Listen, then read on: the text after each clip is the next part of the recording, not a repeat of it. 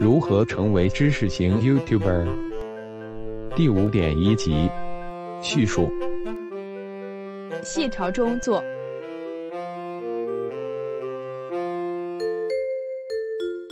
什么是叙事视频？叙述本质上只是一个故事，它使用经典的讲故事元素，包括角色、冲突和解决方案，传达一系列应该引起读者共鸣的事件。叙事视频应该使用精美的动态图像来做完全相同的事情。叙事视频通常不超过5分钟。虽然存在其他更长的叙事视频，例如电影和电视节目，大部分叙事影片应该简短清晰。1分钟后，收视率和注意力范围急剧下降。所以不要做得太长，否则可能会失去大部分观众。建立角色。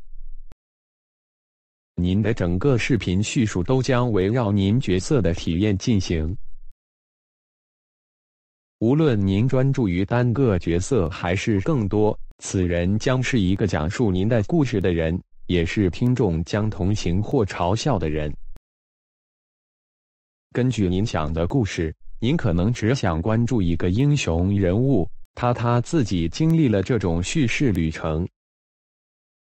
在这种情况，我们可以使用脚本和图像来形象化这个角色，并确保他能够强烈传达您希望故事讲述的情感。叙述角色：1. 演出者， 2. 演示者， 3. 旁白者。1. 演出者，说话的人是演员，他们吸收光并产生糖。有些演员的声音听起来像普通、自然、日常的人。只要使用正确的语境，所有这些声音都将在叙述世界中占有一席之地。光与植物的叶子有什么关系？2. 演示者，说话的人是演示者。演示者又称为主持人。电视节目主持人是介绍或主持电视节目的人。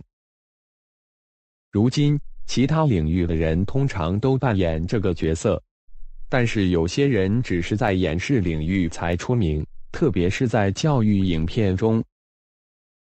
物质是所有材料的本质，这意味着物体具有质量。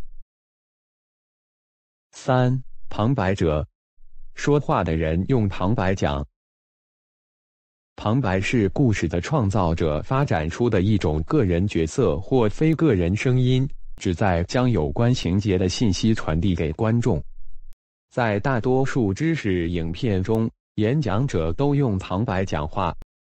没有能源、阳光、核物质、二氧化碳和水的输入，植物就无法生长。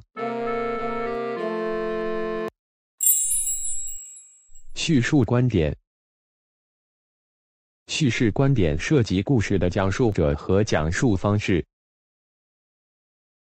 在影片中，每个叙事者都有不同的叙事视角。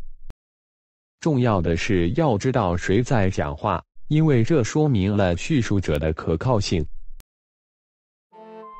1. 第一人称角度， 2. 第二人称角度， 3. 第三人称角度。1. 第一人称角度，当我们谈论自己的意见以及发生在我们身上的事情时，我们通常会以第一人称说话。许多故事是以第一人称角度写的，读者是站在说话者的立场来理解教事。在讨论现场中，参与者皆以第一人称角度发言。你怎么知道你的心脏在运转？我可以感觉到心脏跳动，也可以感觉到我的脉搏。2. 第二人称角度。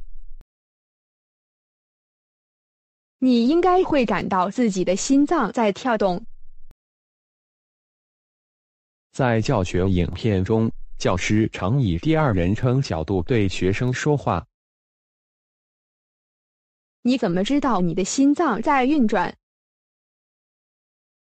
3. 第三人称角度。